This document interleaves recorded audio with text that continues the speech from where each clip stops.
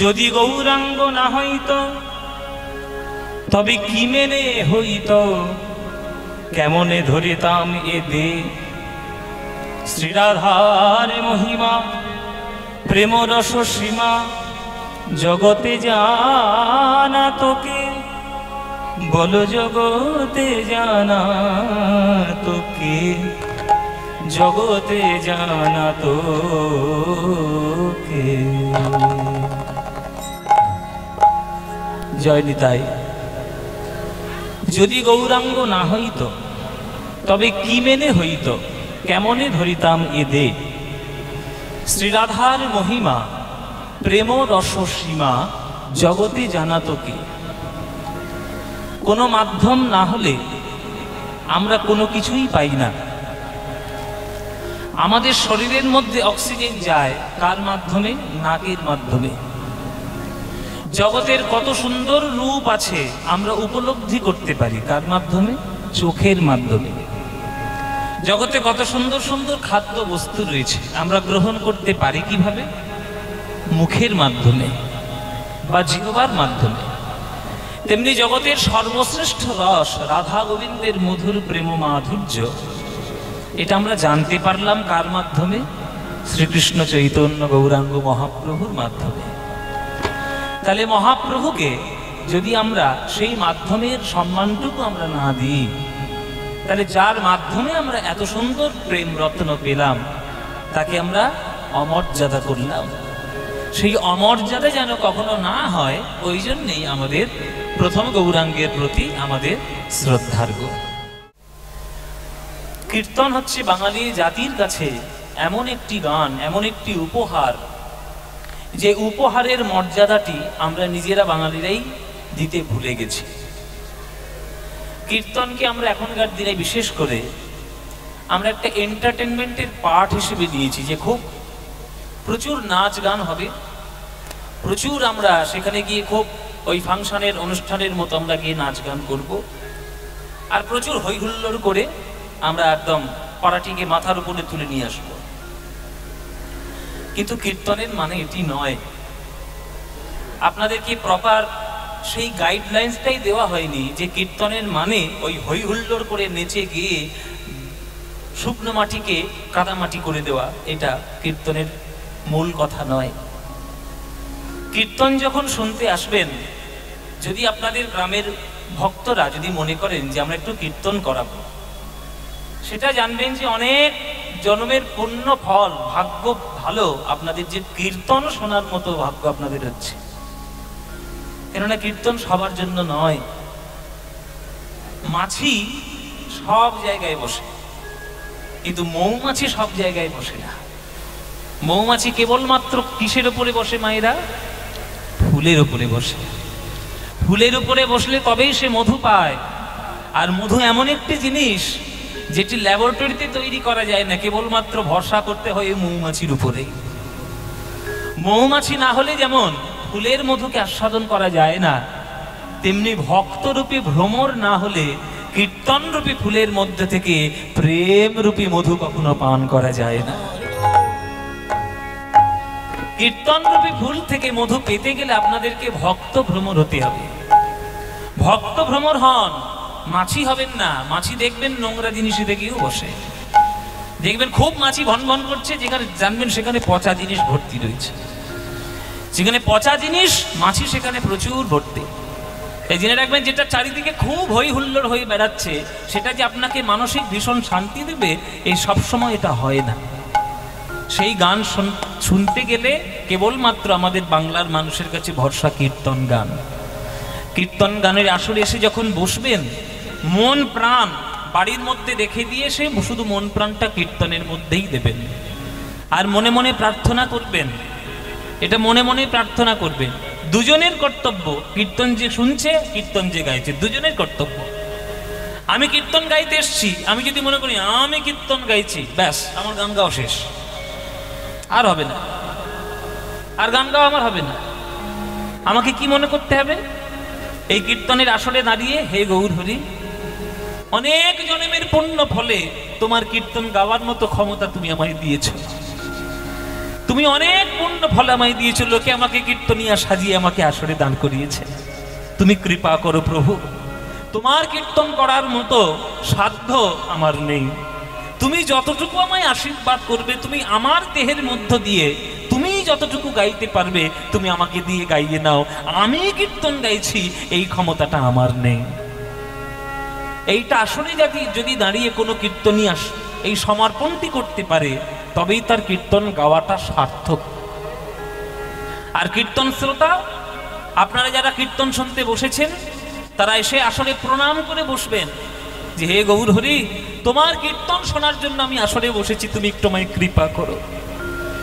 চারিদিকে পাপের জগতে আর নিজেকেও পাপের মধ্যে ডুবিয়ে রেখেছি, সেই পাপ জগতের মধ্যে থেকে আমার একটু সুযোগ হয়েছে কীর্তন আস্বাদন করার, তুমি একটু আমায় কৃপা করো, যেন আমার এই পাপ যুক্ত চিত্তে তোমার কীর্তন রূপ মধু পান করে আমার যেন পাপগুলোকে আমি সরিয়ে দিয়ে তোমার চরণের একান্ত একনিষ্ঠ ভক্ত হতে পারি, এইটুকু তুমি কৃপা করো।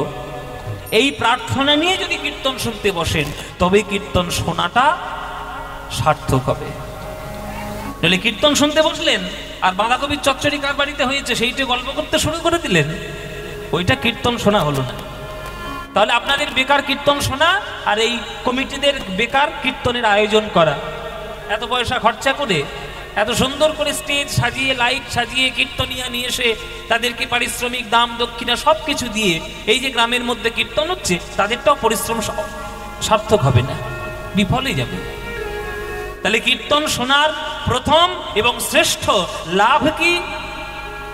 কেহ কহে নাম লইলে পাপ হয় ক্ষয়, কেহ কহে নাম লইলে স্বর্গ প্রাপ্তি হয়। ঠাকুর হরিদাস কহে নামের শুধু এই দুই ফল নয়, নাম লইলে কৃষ্ণ পদে মধুর প্রেমের উদয়। প্রেম যদি পেতে পারেন কীর্তনে, তাহলেই কীর্তন শোনা সার্থক। তাহলে প্রেম কি? প্রেম কি জিনিস হবে, বা প্রেম কাকে বলবো? ও মায়েরা, আজকে আপনার এখানে যারা গান শুনতে বসেছেন, বেশিরভাগ দেখতে পাচ্ছি মায়েদের সংখ্যা বেশি, বাবাদের থেকে মায়েদের সংখ্যা অনেক বেশি। আজকে এসেছেন যখন, বলুন তো মায়েরা, এখানে আপনারা যারা গান শুনছেন, কারা কারা প্রেম করেছেন হাত তুলুন। প্রেম করেছেন কারা? হাত তুল।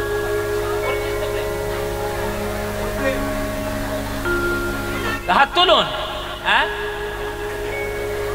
মায়েরা বলছে বাবা তুমি কি কথাবার্তা শুরু করতে, কিন্তু না সেটা প্রেম করেছি কি না করেছি তোমায় বলবো, তোমায় বলবো কেন? আমি মনে মনে জানি কার সঙ্গে প্রেম করেছি না করেছি। এখন আমি প্রেমের কথা বললাম আর আপনারা ভেবেই নিলেন যে ওই আই লাভ ইউ প্রেম, যে সিরিয়াল আর সিনেমায় যে সব ন্যাকা প্রেমগুলো দেখেন, আই লাভ ইউ, ওসব ন্যাকা প্রেম, ওসব দুদিনের প্রেম, সুখ যখন শেষ প্রেম তখন শেষ। কিন্তু আমি কোন প্রেমের কথা বলেছি? ওই সব ন্যাকামো প্রেমের কথা আমি বলিনি। আমি প্রেমের কথা বলছি ভক্ত আর ভগবানের সঙ্গে চিরন্তন প্রেমের সম্পর্ক, যে প্রেম চিরকাল ছিল, এখনো আছে, আর চিরকালই ভক্ত ভগবানের সঙ্গে জড়িয়ে থাকবে। সেই প্রেম কজন করেছেন? করেননি। 100% গ্যারান্টি আপনারা কেউ করেননি। কেন? শুনুন, ছোটবেলা থেকেই আর এখনো পর্যন্ত আপনারা ভগবানের কাছে যখন কিছু চাইতে যান বা ভগবানকে ভালোবাসেন মনে করেন, তখন শুধুমাত্র তার সঙ্গে ব্যবসার সম্পর্ক করেন। ভগবান আমাকে এটা দাও, ওটা দাও, সেটা দাও, দিতে পারলে ভগবান খুব ভালো, আর না দিতে পারলে ভগবান খুব কালো। কিছু পাওয়ার জন্য যদি ভগবানকে ভালোবাসতে চান, তাহলে সেটা প্রেম হলো না, সেটা ব্যবসা হয়ে গেল। কেননা প্রেমে কখনো চাহিদা থাকে না, প্রেমে সবসময় দেওয়ার ভাবনা থাকে। প্রেম ভগবানের সঙ্গে করে চাঁদ পর্যন্ত লুটিয়ে যায়, পৃথিবীর কোটি কোটি গ্রহ নক্ষত্র তারা লুটিয়ে যায়, কত সাধু সন্ন্যাসী ঋষি মুনি লুটিয়ে যায়, আর আমি ভগবানের সঙ্গে ভালোবাসতে এসে ব্যবসার সম্পর্ক করছি। ভগবান তুমি আমায় এটা দাও, আমি তোমার একটা সোনার মুকুট দিয়ে দেবো। তোমার সোনার মুকুট জন্য ভগবান বসে আছে? যে ভগবান বিশ্ব ব্রহ্মাণ্ড চালাচ্ছে, তুমি তাকে সামান্য সোনার মুকুট দিচ্ছ? এটাই তোমার ভগবানের প্রতি ভালোবাসা? রাধা কৃষ্ণের প্রেম কেন এত শ্রেষ্ঠ? রাধারানী গোবিন্দকে শুধু দিতেই চেয়েছেন, নিতে কিছু চাননি। কুঞ্জে আসতে দেরি করেছিলেন কৃষ্ণ, চন্দ্রাবলীর কুঞ্জে সারা রাত কাটিয়ে সকালবেলা এসেছিলেন, তাতে রাধারানীর খুব রাগ। কেন? চন্দ্রাবলীর কুঞ্জে গেছিল বলে? না, চন্দ্রাবলী তো রাধারানীর কাকার মেয়ে। চন্দ্রভানুর কন্যা চন্দ্রাবলী, বৃষভানুর কন্যা রাধারানী। রাধারানী চন্দ্রাবলীর কুঞ্জে গেছিল বলে রাধারানী রাগ করেননি। শুনে রাখুন মায়েরা, এসব দর্শনগুলো আপনারা কেউ জানেন না, ওই জন্য আপনাদের এত কনফিউশন। আমরা উল্টো পাল্টা সাধারণ দৃষ্টিতে দেখে ফেলি হঠাৎ করে, সবকিছু জিনিসের মধ্যে গভীর কথা আছে। রাধারানী রাগ করেনি যে চন্দ্রাবলীর কুঞ্জে তুমি কেন গেছিলে, এটা রাগ নয়। আসল রাগটা হলো এইটাই যে হে গোবিন্দ, তোমাকে আমি বললাম কিশোর কুঞ্জে তোমার জন্য অপেক্ষা করব, তোমার জন্য কত সুন্দর করে কুঞ্জটা সাজালাম, ওই কুঞ্জটা তো তুমি দর্শন করলে না। তোমার জন্য কত সুন্দর করে পান সাজিয়ে রাখলাম, তুমি তো গোবিন্দ খেলে না পানটা। কত যত্ন করে একটা মালা গেঁথে রেখে দিলাম, তুমি তো গোবিন্দ মালাটা পরলে না। তোমার জন্য এক ঘটি জল রেখে দিয়েছিলাম তোমার চরণটা ধুইব বলে, কই তুমি তো ধুইলে না। আমার কোনো কিছু জিনিস তুমি নিলে না, আমি তোমাকে দিতে পারলাম না, সেবা তোমায় করতে পারলাম না, এই জন্যই রাধারানীর রাগ। চন্দ্রাবলীর কুঞ্জে গেছিল বলে নয়। তাই কেবলমাত্র প্রেমের মধ্যে দেওয়াটাই সার, নেওয়াটা সার নয়। আপনি কার কাছ থেকে কতটুকু নিতে পারলেন সেটা প্রেম নয়। রবীন্দ্রনাথ ঠাকুর বলেছেন যে প্রেম যদি ভগবানের সঙ্গে করো, সারা জীবন চোখের জলে কাঁদতে হবে। বড় বড় সাহিত্যিকরা, বড় বড় দার্শনিকরা প্রকাশ্যে বলে গেছেন যে একটা দুটো দেহের মধ্যে প্রেম খুব কম সার্থক হয়, সেটা আসল প্রেম নয়। প্রেম সেটাই সার্থক যেটা ঈশ্বরের সঙ্গে ভক্তের চিরকালের সম্পর্ক হয়, সেটাই প্রেম সার্থক। এত সহজে প্রেম লাভ করা যায় না। হ্যাঁ, সখী ভাবনা কাহারে বলে, সখী যাতনা কাহারে বলে। শুনেছেন গানটা? শুনেছেন এই গানটা? বাবা শুনেছেন? শুনেছেন যখন তাহলে থাক, আর গাইব না। আরে শুনেছেন তো আবার গাইব? আবার শুনবেন? হ্যাঁ, এই হচ্ছে গান। যে গানটা শোনার পর হাজারবার শোনার ইচ্ছা আরো নতুন করে জাগ্রত হয়, সেটা হচ্ছে গান। আর যে গানটা শোনার পর মনে হয় যে কখন এই গানটা বন্ধ হবে বাবা, সেটা গান নয়। এখন সেই সব গান বেরিয়েছে। হ্যাঁ, যে গানটা শুরু হলে মনে হচ্ছে বাবা কখন থামবে এটা, কিন্তু এই গান কোনোদিন বন্ধ হওয়ার নয়, কেননা শাশ্বত প্রেমের গান। রবীন্দ্রনাথ ঠাকুরের লেখা। সখী ভাবনা কাহারে বলে, সখী যাতনা কাহারে বলে, সখী ভাবনা কাহারে বলে, সখী যাতনা কাহারে বলে। তোমরা যে বলো দিবস রজনী, ভালোবাসা ভালোবাসা, সখী ভালোবাসা কারে কয়, সে কি কেবলি যাতনাময়, সে কি কেবলি চোখের জল, সে কি কেবলি দুঃখের শ্বাস। লোকে তবে করে কি সুখেরই তরে, এমন দুঃখের আশ। আহা, ওহ, এসব গানের তুলনা হয়? মূল্য দেওয়া যায় গানের? সখী ভাবনা কাহারে বলে, সখী যাতনা কাহারে বলে। তোমরা যে বলো দিবস রজনী, ভালোবাসা ভালোবাসা, তো ভালোবাসা কারে কয়? সে কি কেবলই যাতনাময়, সে কি কেবলই চোখের জল, সে কি কেবলই দুঃখের শ্বাস। তাহলে যে ভালোবাসার মধ্যে শুধু দুঃখ, চোখের জল, সর্বনাশ, কান্না, সেই ভালোবাসা আমি কেন করতে যাব? লোকে তবে করে কি সুখের তরে, এমন দুঃখের আশ। এতই যদি চক্ষ, এতই যদি চোখের জল, এতই যদি বিরহ বেদনা, তাহলে এত পাওয়ার পরেও তবু সেই প্রেম কেন করতে যায়? কারণ এই চোখের জলের মধ্যে যে সুখটা লুকিয়ে রয়েছে, সেই সুখের অনুভূতি পেতে গেলে জন্ম জন্মান্তরের অপেক্ষা করতে হয়, তবেই ভক্ত হওয়া যায়, এমনি এমনি হয় না। আমি প্রমাণ দিয়ে দেবো আপনাদের। এটা কোন যুগে আপনারা বাস করছেন? কোন যুগে বাস করছেন? কলিযুগ। জগতে কটা যুগ আছে? 4টে যুগ আছে। নাম কি কি? সত্য, ত্রেতা, দ্বাপর, কলি। 4টে যুগ। আমি 4 যুগ ধরে ধরে প্রমাণ দিয়ে দেব। এই কলিযুগ পর্যন্ত যারা যারা ভগবানকে সত্যিকারের ভালোবেসেছে, সারা জীবন চোখের জলে কেঁদেছে, প্রমাণ দিয়ে দেব একদম। বলুন, ভক্ত প্রহ্লাদ বিষ্ণুকে ভালোবেসে হেসেছেন বেশি না কেঁদেছেন বেশি? কেঁদেছেন বেশি। ভক্ত ধ্রুব ভগবানকে পাওয়ার জন্য হেসেছেন বেশি না কেঁদেছেন বেশি? কেঁদেছেন বেশি। সত্যযুগ চলে গেল, এবার ত্রেতা যুগে আসুন। বলি মহারাজ ভগবানকে সমর্পণ করতে গিয়ে হেসেছেন বেশি না কেঁদেছেন বেশি? কেঁদেছেন। সীতামা রামকে ভালোবেসে হেসেছেন বেশি না কেঁদেছেন বেশি? কেঁদেছেন। দাপর যুগ এলো, রাধারানী কৃষ্ণকে ভালোবেসে হেসেছেন বেশি না কেঁদেছেন বেশি? কেঁদেছেন বেশি। কলিযুগ এলো, মীরাবাই ভগবানকে ভালোবেসে কৃষ্ণকে হেসেছেন বেশি না কেঁদেছেন বেশি? কেঁদেছেন। গৌরাঙ্গকে ভালোবেসে বিষ্ণুপ্রিয়া মা হেসেছেন বেশি না কেঁদেছেন বেশি? কেঁদেছেন। তাহলে সত্যযুগ থেকে কলিযুগ পর্যন্ত শাস্ত্রে প্রমাণ রয়েছে, যারাই ভগবানকে প্রকৃত ভালোবেসেছে সারা জীবন তাকে চোখের জলে কাঁদতে হয়েছে। আর আপনি দুদিনের ভালোবাসা দিয়ে ফুর্তি করে ভগবান পাবেন? ফুর্তি ফুর্তি পয়সা দিলেই কিনতে পাওয়া যায়, প্রেম পয়সা দিলে কিনতে পাওয়া যায় না।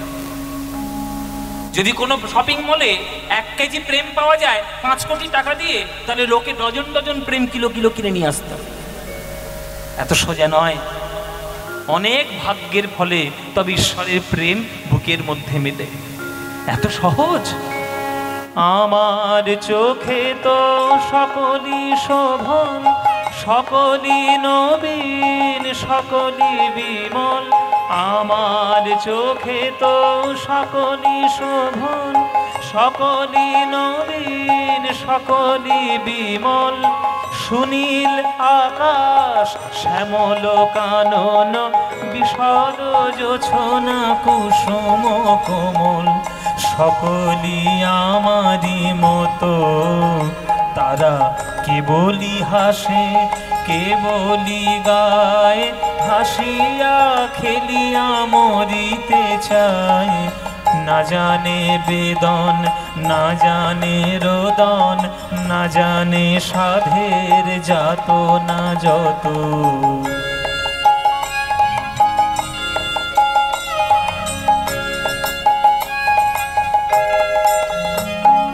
ফুল সে হাসিতে হাসিতে ঝরে, জোছনা হাসিয়া মিলায়ে যায়। হাসিতে হাসিতে আলোক সাগরে, আকাশেরও তারাতে আগে কায়। এত গভীর গান আমরা সব হালকা করে নি। সখী ভাবনা করে বলে গান জানো? হ্যাঁ খুব জানি। সুরে গেয়ে দিল, তালে গেয়ে দিল, মানেটা বলতে বলো, গালমাছি, আর কিছু নাই।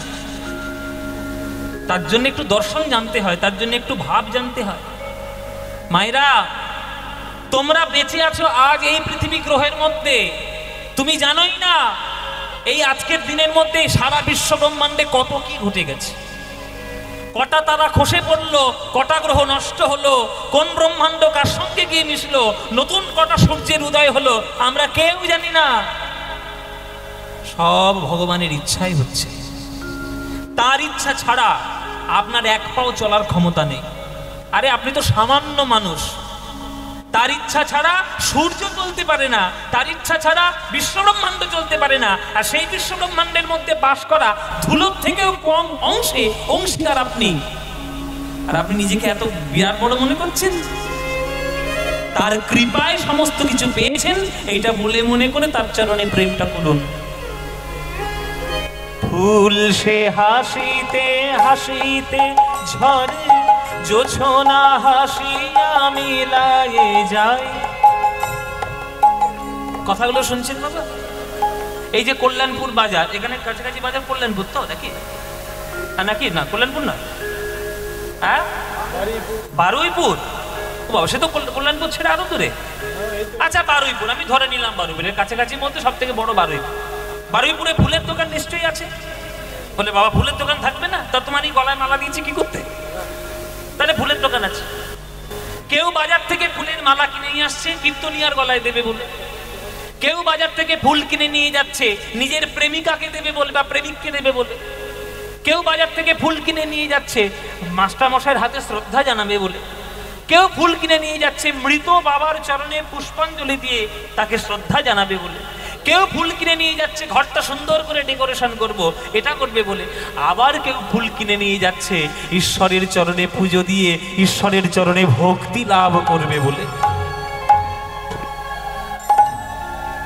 বলুন মায়েরা, এই যে এতগুলো ফুল এত জায়গায় গেল, কোন ফুলের ভাগ্যটা সব থেকে ভালো হলো? যে ফুলটি স্বয়ং ভগবানের চরণের সেবায় লেগে যেতে পারলো, সকালবেলা ফুটেই গিয়ে সে ভগবানের চরণের সেবায় পেয়েছে। তাহলে জন্মাবার মাত্রই যে ঈশ্বরের চরণে নিজেকে বিকিয়ে দিতে পেরেছে জগতের কল্যাণে, জন্মটা তারই সার্থক। বলুন, আপনার ছেলেটা জন্ম নিয়েছে দিন রাত গাঁজা খেয়ে বেড়ায়, দিন রাত সিগারেট মদ খেয়ে বেড়ায়, আপনার ছেলের জন্মটা সার্থক না? একটা ছেলেই বাংলায় জন্ম নিয়েছিল, তার নাম নরেন্দ্রনাথ দত্ত। বাংলা থেকে ধর্ম প্রচারে গিয়ে আমেরিকা পর্যন্ত মানুষকে টনক নড়িয়ে দিয়ে এসছে। বলুন কোন ছেলেটা শ্রেষ্ঠ জন্ম হয়েছে? আপনার ছেলে যে দিন রাত অসামাজিক কাজকর্ম করে বেড়ায়, না সেই ছেলেটা যে নরেন্দ্রনাথ দত্ত থেকে বিবেকানন্দ হয়েছে? তাহলে আমরা বাবা মা হিসেবে সেই ছেলেটিকে আপন করে নিতে চাই যে ছেলে জগতের নাম উজ্জ্বল করে, বাবা মায়ের নাম উজ্জ্বল করে, নিজের দেশের নাম উজ্জ্বল করে।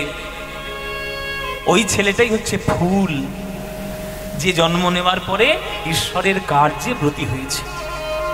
তা পচা ফুলও পাওয়া যায়, টাটকা ফুলও পাওয়া যায়, কিন্তু পচা ফুল দিয়ে কেউ কি ভগবানের পুজো করে? সবাই টাটকা ফুল তুলে পুজো করে।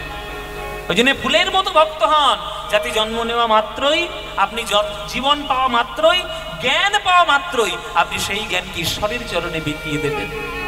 ফুল সে হাসিতে হাসিতে ঝরে, জোছনা হাসিয়া মিলায়ে যায়, হাসিতে হাসিতে আলোক সাগরে আকাশেরও তারাতে আগে কায়।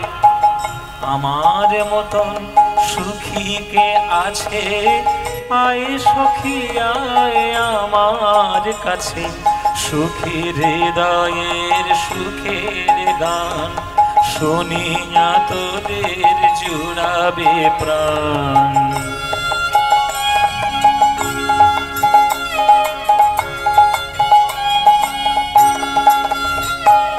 প্রতিদিন যদি কাঁদিবি কেবল, একদিন নয় হাসিবি তোরা, একদিন নয় বিষাদ ভুলিয়া সকলে মিলিয়া গাহিব মোরা। ভাবনা কাহারে বলে সখী, যাতনা কাহারে বলে, তোমরা যে বলো দিবস রজনী, ভালোবাসা ভালোবাসা সখী, ভালোবাসা কারে কয়? সে কি বলি যাত নাময়, সে কি বলি যাত নাময়, সে কি বলি যাত নাময়।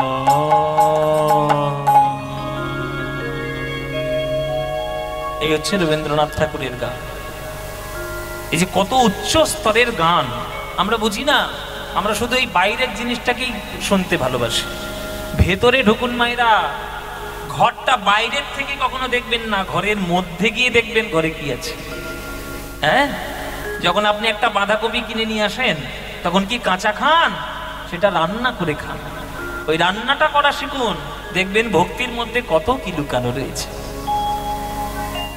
চলো এবার আমরা আসল কথায় যাই। বলছে গৌরাঙ্গ না হইতো তবে কি মেনে হইতো, কেমনে ধরিতাম এদে, শ্রীরাধার মহিমা প্রেম রস সীমা জগতে জানাতো কে। তাহলে গৌরাঙ্গ মহাপ্রভু এসেছিল বলে আজকের আমরা এই প্রেম সম্পত্তি পেয়েছি। সেই গৌরাঙ্গ মহাপ্রভু তিনি চলে গেছেন আজ থেকে 540 প্রায় 500 কত বলবো 540 বছর আগে যদি তার জন্ম হয়, মোটামুটি 48 বছর তিনি ছিলেন। তাহলে 540 থেকে 48 বাদ দিয়ে দিন, তাই না? তবে কত 492 মতো হবে আর কি। 492 বছর আগে হয়তো তিনি চলে গেছেন, কিন্তু তার আশীর্বাদ, তার প্রেম, তার গান, তার কীর্তন এখনো এই বাংলার মনের মধ্যে রয়েছে। তার তিনি যদি না আসতেন আমরা পেতাম এই প্রেম? পেতাম না। তাই পদকর্তা বলছে যে জন্ম যখন বাঙালি হিসেবে নিয়েছো, জন্ম যখন তোমার বাংলায় হয়েছে, কাউকে শ্রদ্ধা করো বা না করো, আমার গৌরাঙ্গকে যেন অশ্রদ্ধা করো না, তার চরণে মন সমর্পণ করো। মধুর বৃন্দা বিপিন মাধুরী, মধুর বৃন্দা বিপিন মাধুরী, মধুর বৃন্দা বিপিন মাধুরী, মধুর বৃন্দা বিপিন মাধুরী, প্রবেশ চাতুরী সার, মধুর বৃন্দা বিপিন মাধুরী, প্রবেশ চাতুরী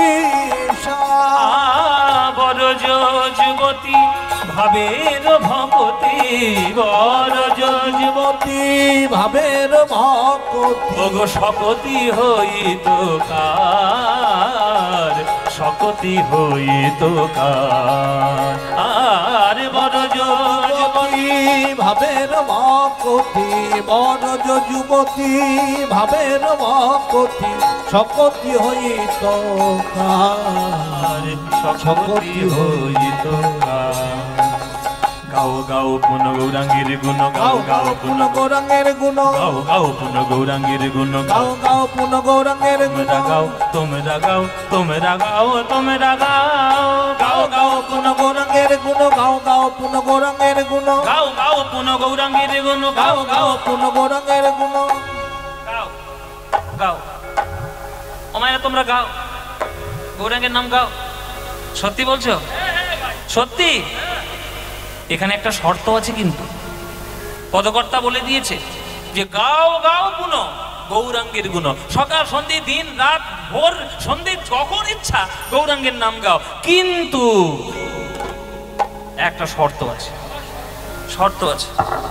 শর্ত কি জানো? সরল করিয়া মন, আগে সরল করিয়া মন, ও সরল করিয়া মন, সরল করিয়া আগে মন সরল করো। এই যে বাদাম খাওয়া মাগুলো বসে বসে করতে গিয়ে এক প্যাকেট বাদাম নিয়ে এসছে আর খেতে শুরু করেছে, বলে কীর্তন যা হয় হোক, বাদাম খেলে দাঁতের শক্তি হবে, শক্তি হবে। এই যে এদিকে শোনো, বাদাম খাও, আমি বারণ করছি না, খাও খাও, হ্যাঁ খেয়ে নাও, খেয়ে নিয়ে একটু জল টল খেয়ে নাও। আমার কথাটা ভালো করে শুনে যাও। জঙ্গলে দুই রকমের গাছ আছে, একটা বাঁকা গাছ, একটা সোজা গাছ। যেগুলো বাঁকা বাঁকা গাছ সেগুলো একটাই কাজে লাগে। বলুন তো বাবা, কি কাজে লাগে? হ্যাঁ হ্যাঁ হ্যাঁ জানো? বলুন কি কাজে লাগে বলুন? চিতার কাজে লাগে। মানে তাড়াতাড়ি মরার ইচ্ছে আছে বোধ হয়। বলে মোটা মোটা কাঠ, বাঁকা বাঁকা কাঠ ভালো করে কেটে দিলে ওইগুলো শ্মশানে গিয়ে দেহ পোড়ানোর কাজে লেগে যায়। ঠিক কথা।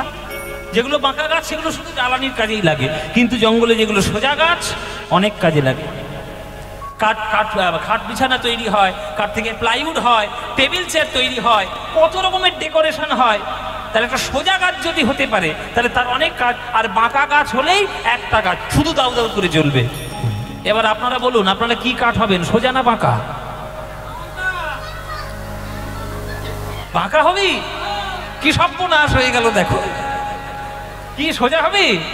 আচ্ছা সোজা হবে বলেছে। ও মায়েরা তোমরা কি হবে? সোজা হবে। সোজা হতে গেলে কিন্তু কীর্তনের আসরে শুধু বললে হবে না, বাড়িতে গিয়েও সোজা থাকতে হবে। অনেকে দেখেছি, হ্যাঁ কিছু মনে করবেন না বাবা, আমি তো সত্যি কথা বলবো, কার মন রাখলো কার রাখলাম না ও তোমার দেখার দরকার নেই। অনেকে দেখেছি কীর্তনের আসরে এসে হাউ মাউ করে কেঁদে কেঁদে সে এমন অবস্থা যেন মনে হচ্ছে এই এক্ষুনি ভগবান একেবারে কোলে তুলে নিয়ে গেল। মানে এত ভক্ত। ও বাবা, বাড়িতে গিয়ে শোনা যাচ্ছে তার কণ্ঠস্বর। মানে জোরে জোরে ঝগড়া করছে কেন? তোর বাড়ির জল আমার বাড়িতে এসছে কেন? তোর গাছের ডাল কাটবি, তোর গাছের ডাল আগে কেটে দিবি, আমার ধরে চিন্তা করো, কীর্তনের আসরে বসে হাউমাউ করে খুব কাঁদছিল, আর বাড়িতে গিয়ে ঝগড়া শুরু করেছে। ওই মন নিয়ে গৌরহরির নাম করবে? ওই মন নিয়ে গৌরহরির নাম করা যাবে না। আমি বলছি না, এসব আমার কথা ভাববেন না, এগুলো পদকর্তার কথা। বাসুদেব ঘোষ যিনি সারাক্ষণ গৌরাঙ্গকে দর্শন করেছে, যার লীলা দর্শন করেছে সাক্ষাৎ, তিনি লিখছেন পদাবলিতে যে ভক্তদের জন্য যে তোমরা সারাক্ষণ গৌরাঙ্গের নাম গাও, কিন্তু শর্ত ওই একটা, সরল করিয়া মন, আগে সরল করিয়া মন, ও সরল করিয়া মন, সরল করিয়া। তাই গাও গাও পুণ্য গৌরাঙ্গের গুণ, গাও গাও পুণ্য গৌরাঙ্গের গুণ, গাও গাও পুণ্য গৌরাঙ্গের গুণ, গাও গাও পুণ্য গৌরাঙ্গের গুণ, সরল করিয়া মন, সরল করিয়া মন। এ ভব সংসারে এমন দয়াল, এ ভব সংসারে এমন দয়াল, এ ভব সংসারে এমন দয়াল, এ ভব সংসারে এমন দয়াল, নাহি পাবে একজন, এ ভব সংসারে সংসারে এমন দয়াল নাহি পাবে একজন। ওগো এমন দয়াল আর পাবে না, এমন দয়াল আর পাবে না, এমন দয়াল আর পাবে না, এমন দয়াল আর পাবে না। আমার নিতাই গৌরাঙ্গের মতো এমন দয়াল গৌর হরি বল। আমার নিতাই গৌরাঙ্গের মতো এমন দয়াল আর পাবে না, নিতাই গৌরাঙ্গের মতো এমন দয়াল আর পাবে না। আহা নিতাই গৌরাঙ্গ, যারা হাতে ধরে পায়ে পড়ে, নিতাই গৌরাঙ্গের মতো হাতে ধরে পায়ে পড়ে, নিতাই গৌরাঙ্গের মতো হাতে ধরে পায়ে পড়ে, এমন দয়াল আর পাবে না, এমন দয়াল আর পাবে না, এমন দয়াল আর পাবে না, আর পাবে না। ও মাইরা, রাস্তার মধ্যে আপনি যাচ্ছেন, অজানা অচেনা লোক এসে আপনাকে ঠাস করে একটা চড় মেরে চলে গেল, আপনি ছেড়ে কথা কইবেন? লোকের সঙ্গে গায়ে গা ঠেকে গেলে, গায়ে একটু গা ঠেকে গেলে কি ঝগড়াটাই না হয়, সেটা লক্ষ্মীকান্তপুর লোকালে উঠলেই বুঝতে পারবেন, ঠিক কিনা? আমি নিজে লক্ষ্মীকান্তপুরের ছেলে, ওই জন্য হাড়ে হাড়ে আমি জানি। আরো যদি নামখানায় উঠেছেন, টুটি টিপে আপনাকে মেরে দেবে, এমন অবস্থা। হ্যাঁ, আজকে এনার মহচ্ছিল আরেকটু পড়ে যাচ্ছিল ট্রেনে।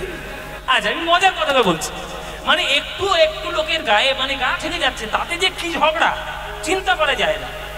আর নিত্যানন্দ হরিনাম দিতে গিয়েছিল জগাই মাধাইকে, আর জগাই মাধাই পাশে পড়েছিল একটা ওই আমাদের কি কলসি কানা ভাঙা, কলসির কানা ভাঙা পড়েছিল, সেইটা নিয়ে তুলে মেরেছে।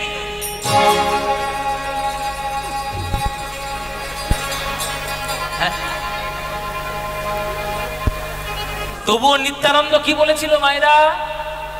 মেরেছিস কলসির কানা, তাই বলে কি প্রেম দেব না?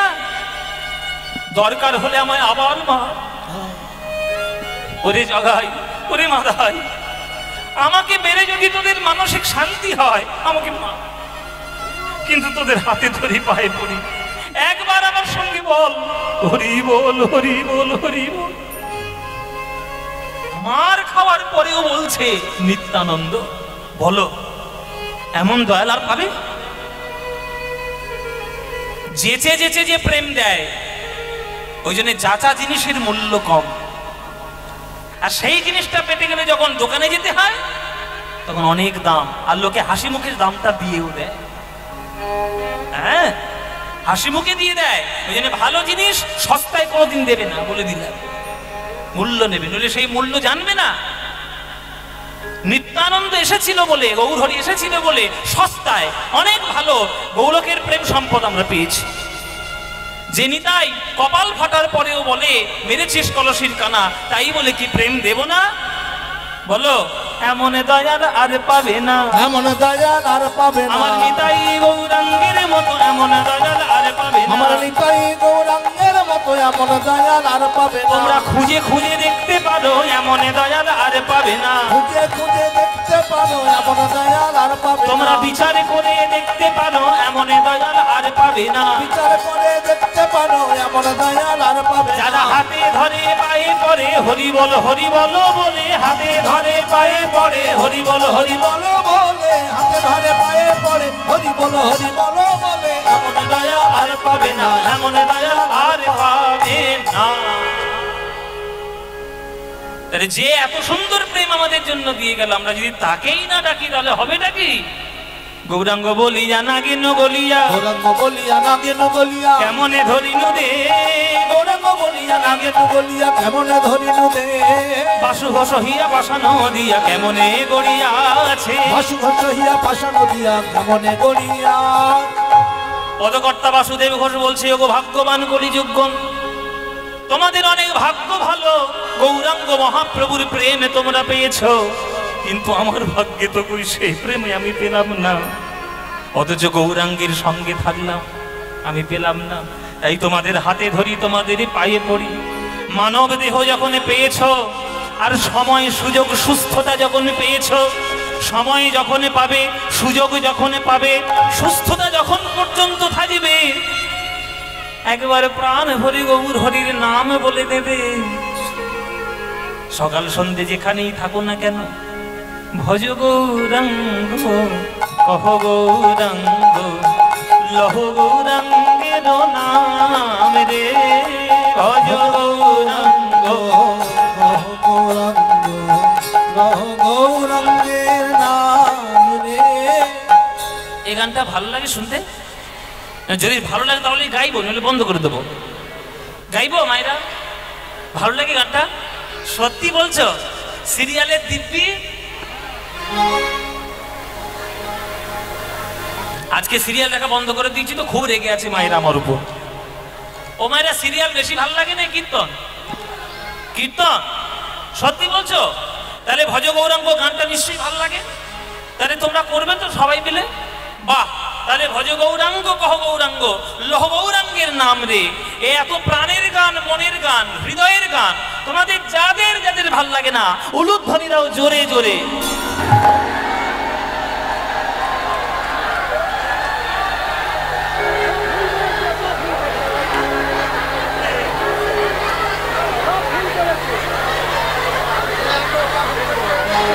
সব জল শুকিয়ে গেল। আমি কি করতে বলেছি আর কি করলো দেখো শুধু। আমি কি বলেছি ভাইরা? যারা যারা, আমি এত পরিষ্কার করে বললাম তবু কানে ঢোকেনি। আরে সিরিয়াল দেখে এসেছে তো। নিঘাত সিরিয়াল থেকে ঢুকেছে এই কানে। আচ্ছা, ভুল যখন হয়ে গেছে আমি একবার সুযোগ দিই। বলে জিভ ফসকে বেরিয়ে গেছে, তুই ঘরে চল, তুই ঘরে চল রে, তোর ব্যবস্থা আমি করবো। বলে বাবা ভাবের গতি দিয়ে ফেলেছি, কি আর করবো। এইবার যারা যারা এই গান ভালোবাসো, এইবার উলুধ্বনিটা তারাই দাও দেখি।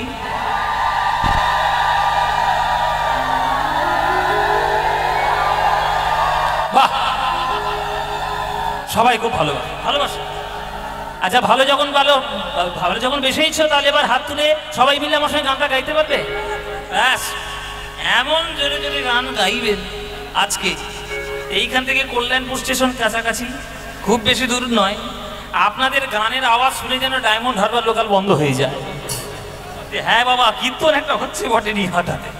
চলুন প্রাণ খুলে আজকে সবাই মিলে এই গানটা আপনারা গাইবেন। ভজ গৌরাঙ্গ আমার সঙ্গে। ভজ গৌরাঙ্গ, কহ গৌরাঙ্গ, লহ গৌরাঙ্গের নাম রে। বলুন, ভজ।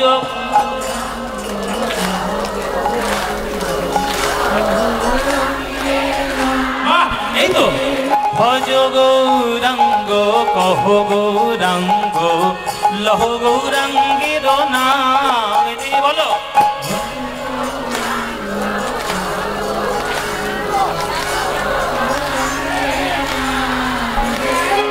যে জনা গৌরাঙ্গ ভজে, সে হয় আমার প্রাণ রে। বলো, যে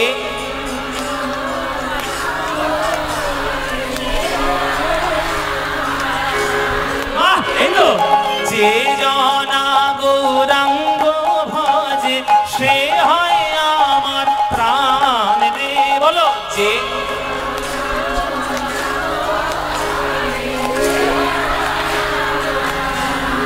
খুব সুন্দর।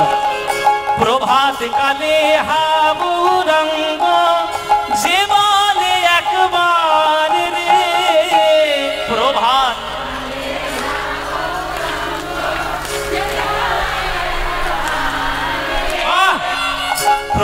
রাত কাঁদে হা গৌরাঙ্গ, যে বলে একবার রে।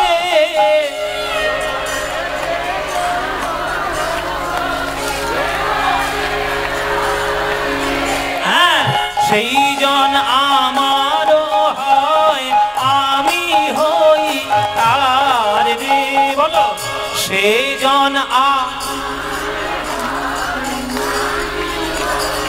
হ্যাঁ, এবার হাত তুলে বলো, ভজ গৌরাঙ্গ, কহ গৌরাঙ্গ, কহ গৌরাঙ্গের নাম রে।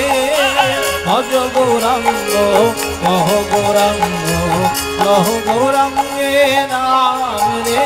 আহা, যে জনা গৌরাঙ্গ, উলুধ্বনি উলুধ্বনি, আমার প্রাণ রে, যে জনা গৌরাঙ্গ ভজে, জয় আমার প্রাণ রে। ভজ গৌরাঙ্গ, কহ গৌরাঙ্গ, লহ গৌরাঙ্গের নাম রে, ভজ গৌরাঙ্গ, নিতাই গৌর হরি হরি। গৌরাঙ্গের নাম রে, ভজ গৌরাঙ্গ, কহ গৌরাঙ্গ, লহ গৌরাঙ্গের নাম রে।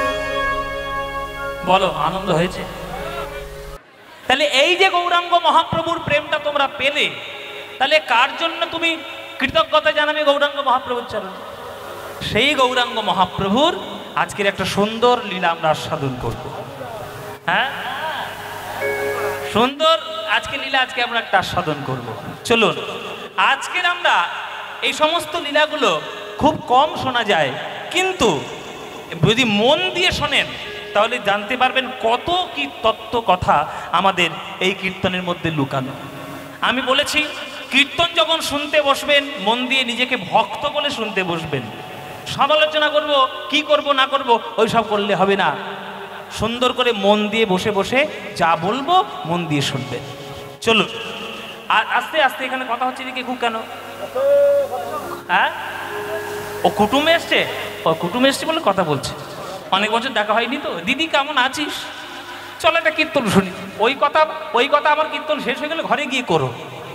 হ্যাঁ, যতক্ষণ কীর্তনের আসরটায় আছো, লক্ষণ গণ্ডি কেটে রাখো। লক্ষণ গণ্ডি, লক্ষণ গণ্ডি জানো?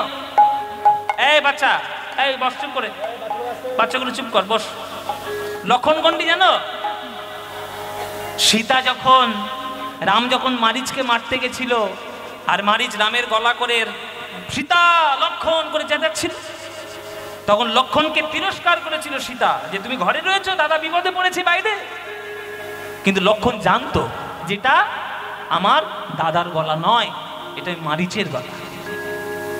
তখন তীর নিয়ে বিশ্বব্রহ্মাণ্ডকে সাক্ষী রেখে একটা সীতার কুটিরের চারিদিকে একটা গণ্ডি কেটে গেছিল, তাকে লক্ষণ গণ্ডি বলে।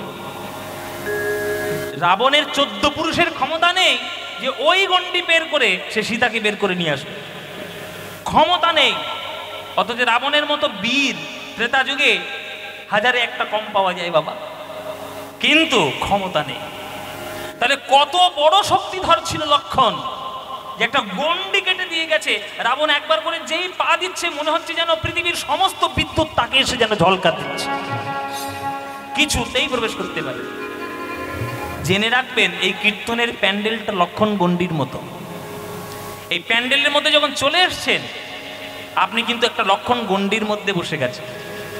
বাইরে ওই রাবণের শত্রুর মতো কাম, ক্রোধ, লোভ, মোহ, মদ, মাৎসর্য, মাছি সব ভনভন করছে। ভেতরে যদি তোমরা টেনে টেনে নিয়ে আসো, তারা আসবে। আর তোমরা যদি তাদেরকে বাইরে রেখে যদি গণ্ডির মধ্যে চলে আসো, তাহলে প্রেম লক্ষণ গণ্ডির মধ্যে পড়ে যাবে, তবেই তোমরা ঠিকঠাক জিনিস পাবে। ওই জন্য বলি, মন দিয়ে শোনো, খুব মন দিয়ে শুনবে। আজকের আমরা আস্বাদন করব মহাপ্রভুর দ্বিতীয় অবতার, মহাপ্রভুর দ্বিতীয় স্বরূপ, যাকে বলা হয় আমাদের বৈষ্ণব জগতে। আমরা আজকে তার কথা আস্বাদন করব। দেখতেও ছিল নিমাইয়ের মতো, গুণও ছিল নিমাইয়ের মতো, তাই বৈষ্ণব জগতে তিনি কীর্তনের নতুন ধারাও সৃষ্টি করেছিলেন। তাই আমরা ভাবাদর্শে বিশ্বাস করি যে তিনি নাকি মহাপ্রভুর দ্বিতীয় অবতার বা মহাপ্রভুর দ্বিতীয় স্বরূপ। তার গান, তার লীলা আমরা আস্বাদন করব আজ। তিনি হলেন শ্রী শ্রী শ্রীনিবাস আচার্য প্রভুর কথা। শ্রীনিবাস আচার্য অজানা জিনিস জানতে হবে। হ্যাঁ, কি বললাম মায়েরা, কি নাম বললাম? হ্যাঁ, শ্রীবাস বলবে না কিন্তু, শ্রীনিবাস। শ্রীবাস পণ্ডিত আলাদা আলাদা ভদ্রলোক, শ্রীনিবাস হচ্ছেন মহাপ্রভুর পরে। হ্যাঁ, সেই শ্রীনিবাস আচার্য কি করে এলো, কোত্থেকে এলো, কেমন করে, সব ঘটনা আজকের আপনাদের ডিটেলস বলে দেবো বিস্তারিতভাবে। খুব মন দিয়ে শুনবেন আর ভক্ত কি করে হতে হয় সেটা জেনে নেবেন।